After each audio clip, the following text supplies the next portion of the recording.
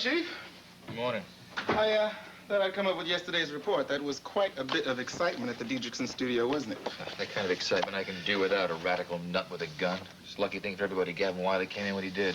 Yeah, good old Gavin. Imagine that. I guess living with a cop has finally rubbed off, eh? I doubt he even had a chance to think about it. I think he just reacted to that gun, pushed him away. Dangerous thing he did. I'm glad he came out all right. Heard this guy had quite a fever. He's in a hospital bed now with a guard. Yeah, what's his condition? Niles says he'll be okay. I interrogate him this afternoon. Well, have we got anything on him? Everything we got on him is that his real name is Ellis Campbell. He's traveling on an Eden passport, expired. He graduated from Monticello University. He has no record in the States. He may have a record abroad. Well, except for the fact that his passport is expired. That's it. Yeah, well, then his motivation for trying to kill Chad Sutherland must not have been personal. Must have been some sort of political revenge. Actually, it's both. Exactly what is going on in that country anyway? I don't know. Don't ask me. I don't know anything about foreign affairs. Chief, there is something I want to ask you, though. Have you noticed Jody Travis's attitude to this crazy guy? I mean, she almost seems to be sympathetic towards him. I have noticed that. I'm glad you noticed it, too. I don't understand it. After what this guy's put her through, she goes through the kidnapping first, then she witnesses a shootout in which his partner is killed right in front of her, and then he tries to come over and kill a friend of hers, Chad Sutherland. Well, that's quite a list for somebody who's supposed to have no previous record. No, obviously, he's making up for lost time. But I'm not booking him just for kidnapping. I'm booking him for attempted murder. I don't know who she is. She was a nurse. That's all I know. I saw her here last night. But I'm the only nurse assigned to this room. Hey, what's going on? Oh, Dr. Cavanaugh, the patient is gone. What? It wasn't my fault, Doc. She came by here around 6, this nurse, and she said she had to take him to x-rays. I didn't order any x-rays. Yeah, but I didn't know that. She put him in a wheelchair and she rolled him away. I have no idea who it was, Dr. Cavanaugh, but it certainly wasn't me. They never came back? No, never. Well, I don't think we should hold our breath.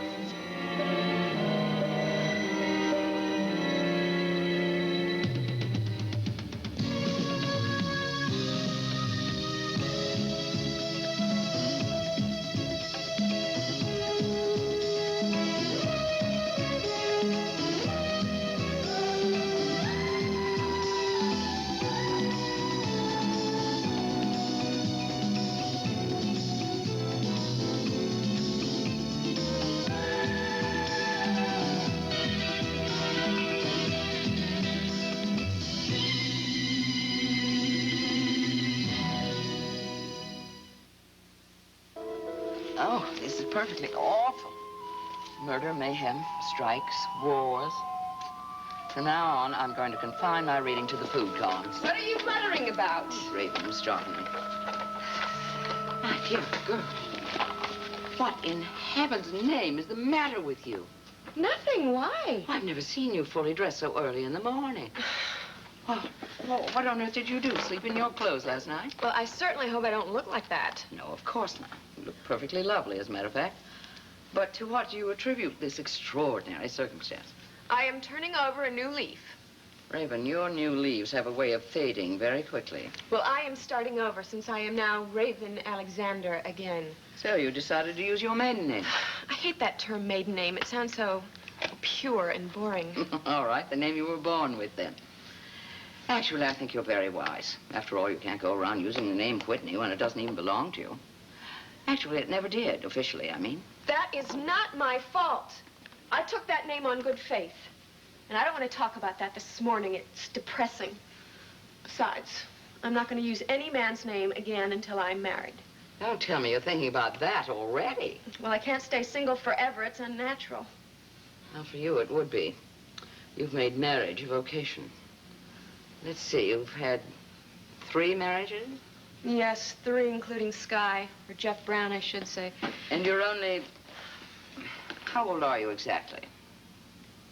I'll tell you how old I am if you tell me how old you are. You want some breakfast? I'll order from room service. No, I'm not really hungry. However, I will take just a little bite of yours if you don't mind. Oh, no, of course not. I just need a little something so I can have my strength to meet the day. Don't talk with your mouth full, dear. I can't help it. I'm in a hurry. What is it? You going job hunting? Is that it? Well, I'm going hunting, but not for a job. Be careful, Raven. You may need a license. Oh, no, I won't. It's, open season.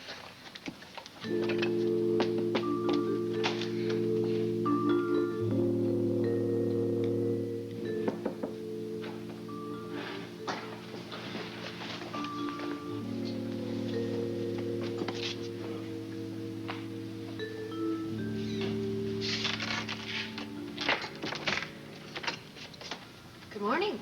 Morning, Valerie. This is a surprise. We had dinner and then lunch, and now you're here for breakfast? Was that an invitation? I guess so. Come in. Thank you. Sit down. I'm offering eggs and toast this morning. Oh, coffee and toast will be fine. Okay. My new cook hasn't found her way around the kitchen as yet, so I didn't get much to eat this morning. And I must say, you've made me feel better already. Well, we'll just call this a continental breakfast. Would you like cream in your coffee, or you take... No, black is fine. I hope I'm not imposing too much. No, I'm just being leisurely this morning. Good. I like this feeling of having breakfast with you, Val. It's very, intimate and comfortable. Well, you're easily pleased these days. I'm always pleased when I'm in your company. You must think I'm haunting you.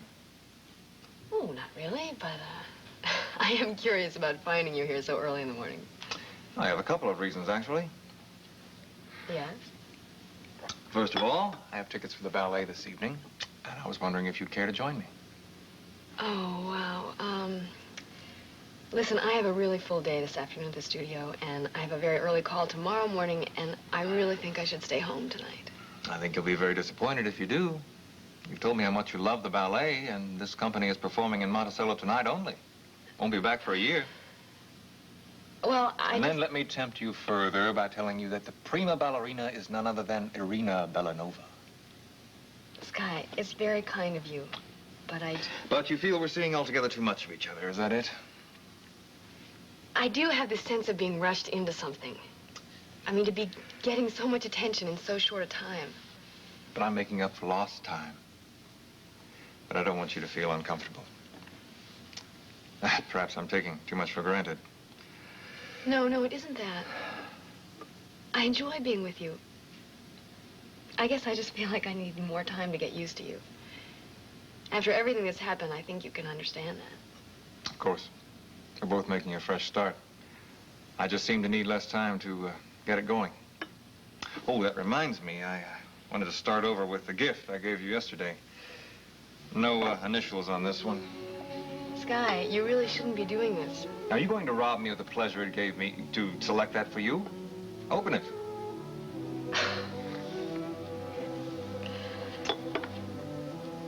Oh, Sky. It's magnificent. But it's so extravagant. I mean, where would I even wear such a thing? And you could begin by wearing it to the ballet this evening. Oh, Sky. I don't want to offend you, but I just can't accept so valuable a gift. Valerie. Just think of this as a small token of my appreciation for the many, many services you rendered on my behalf. It's lovely. And it comes with a guarantee. No strings attached.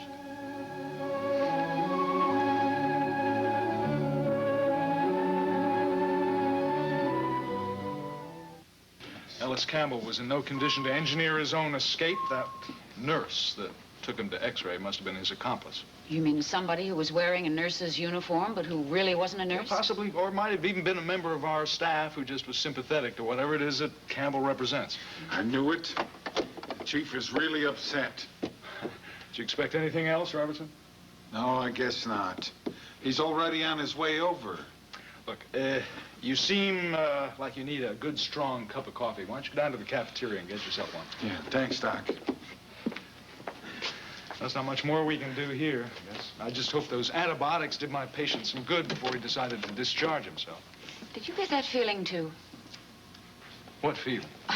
I don't know. That maybe he really wasn't a criminal. that he was just a sick young man. No, I didn't get that feeling at all. I'm tired of people feeling sorry for me. Hello, Miles. Ah, Derek. So our little bird has flown the coop, has he? I'm afraid so, yeah. Sorry to say. This is Mrs. Miller, one of our floor nurses. This is Chief Mallory. Miss Miller? How do you do, sir? I sent Robertson down for a cup of coffee. I hope you're not going to be too rough on him. Early morning x-rays, huh? Yeah, I didn't order any x-rays, in case you're wondering. I wasn't wondering. I'm sure you didn't. Obviously, Pietro's got more girlfriends in this town than we thought. Listen, I got a description of the nurse who wheeled him out from Robertson. You tell me if this fits any of your girls. Mid-20s, long dark hair, about 5'6", 120 pounds, brown eyes, good looking. There are so many nurses on this floor who might fit that description. Wait a minute. That sounds like the girl that was here yesterday when we were talking. The nurse went into his room. She looked like that. I'd never seen her here before. That does. Maybe we can get a composite drawing together on her. I'll tell you what, I'll stop by headquarters as soon as I finish my rounds here. This Eden connection seems to have more people involved than we thought. Maybe even somebody working in this hospital. Or somebody else who just put on a nurse's uniform and came in here. Whatever, it doesn't really matter. The only thing that matters is that he's gone. Well, I'll talk to you about it. Robertson! He couldn't walk. He was in bed. Yeah, but Doc, How? I mean, you told me.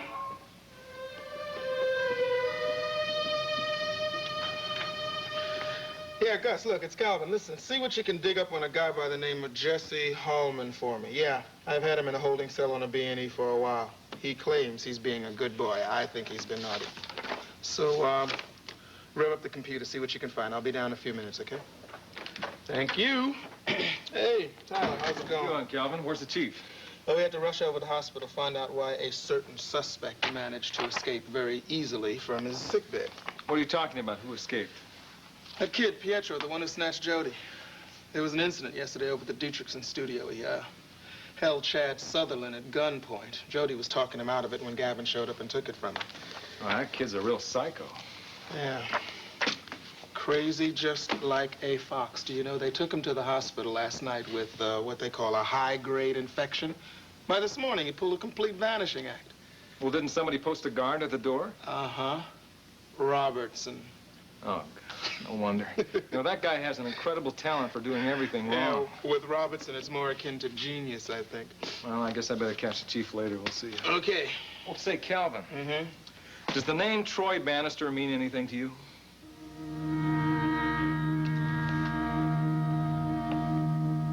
Kid brother. That's too bad. Well, why? Well, Calvin, I went to see Eddie Lorimer yesterday. I went to his new headquarters, the Endicott Gallery. I wanted to ask him a few questions, but he wasn't there. I did get a chance to talk to Poppy, however. Yeah, and? She wasn't very cooperative either. You know, Calvin, I can't figure out what it is about Hold it, you are wandering, my man. What about Didi's brother, Troy? Apparently, Troy is employed by Eddie Lorimer. What? See, while I was talking to Poppy, she was working on some employment records, and I noticed the name Troy Bannister. I immediately thought of Didi, and I wondered if there was any connection. I didn't realize she had a kid brother in this town. Well, she didn't have a kid brother in this town until recently. What do you know about this guy? Well, all I can tell you is he's fresh out of jail, a real fresh mouth, and a fresh suit of clothes. That's about it. What, is he on parole? No, I don't think so. He served his time. Well, he's serving time right now with Eddie Lorimer's company. That's not good news. Well, I wonder if Didi knows about this. This must be Mitzi's theatrical newspaper.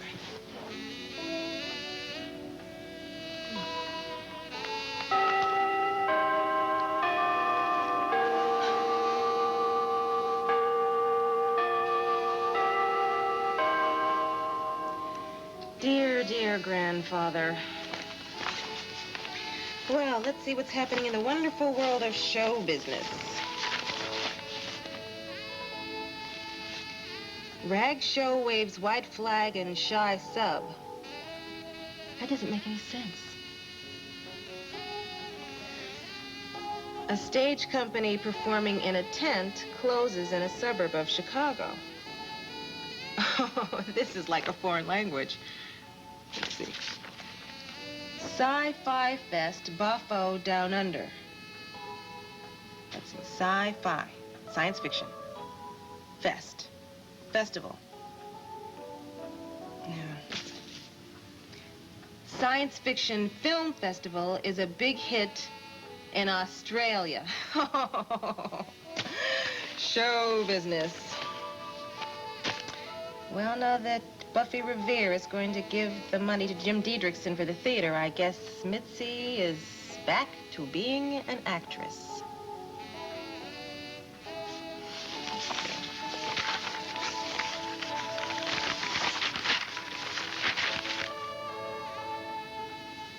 Show closing. Star Stoner, however, will not be finishing out the run. Understudy Samantha Pike will be taking over for the concluding weeks.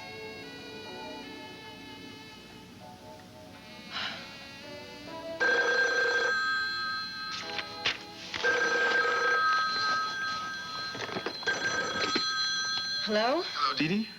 It's Calvin. Listen, I have to see you right away. Do you think you could meet me for lunch at Sid's? No, Calvin, I can't. Didi, listen, this is important. Calvin, I have heard that one before. Didi, I'm serious. I mean it. Look, it's about your brother. Bert? Yeah, this is Eddie. What took you so long to answer the phone? What are you talking about? I rang 27 times, for Pete's sake. What do you mean you couldn't hear with the TV on? Hey, how am I supposed to run a salvage business with you guys sitting around watching cartoons all day long? Now, where is this guy with the figures? He's supposed to be here an hour ago. Yeah, what'd you do, send him uptown on a camel? Come on now, I got a business to run here. You guys better get on the stick. No, I don't want to hear the figures on the phone. I ain't got time for that. I got a guy coming over here who's gonna bring me a ton of money. Now, you don't know him. His name is Al Decker. Hey, look, when I call, stay off the TV, what? Yeah, they're for selling, not watching. Goodbye. Come on in. Oh, Al, hey, how you doing? Come on in.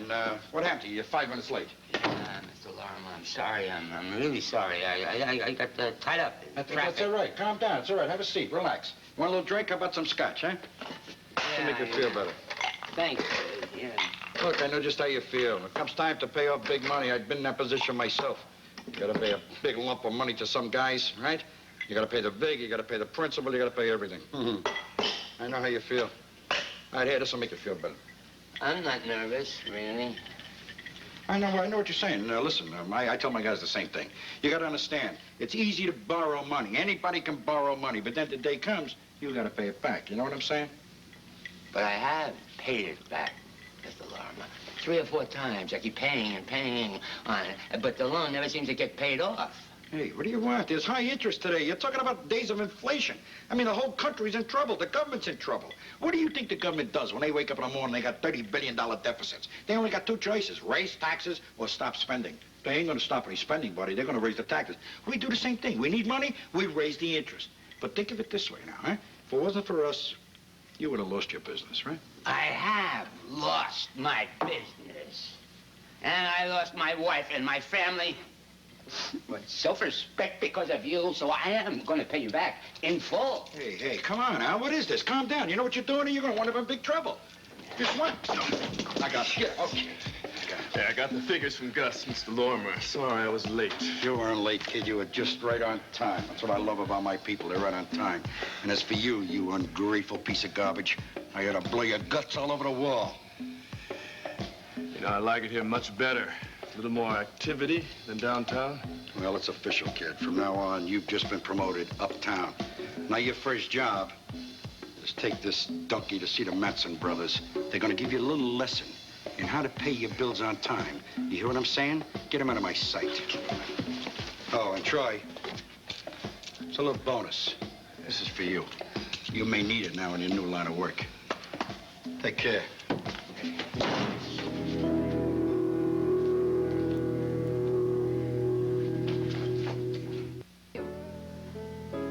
Oh, I'm all right. Oh, I'd love to have dinner with you and Mike tonight. How nice. What time? Raven. Well, I'm really not certain, so I really can't speak for her. No, she's gone out, and I have no idea what her plans are. So, did you learn anything new at the hospital? No, I didn't find out nothing. Listen, I want a new APB out immediately on Ellis Campbell, alias Pietro. Do it, right now. Oh, hi, Damian. Oh, really? Oh, hi, Derek. I've been thinking about you. You have you? Yes, I have, and I wanted to see you, and I just couldn't wait another minute.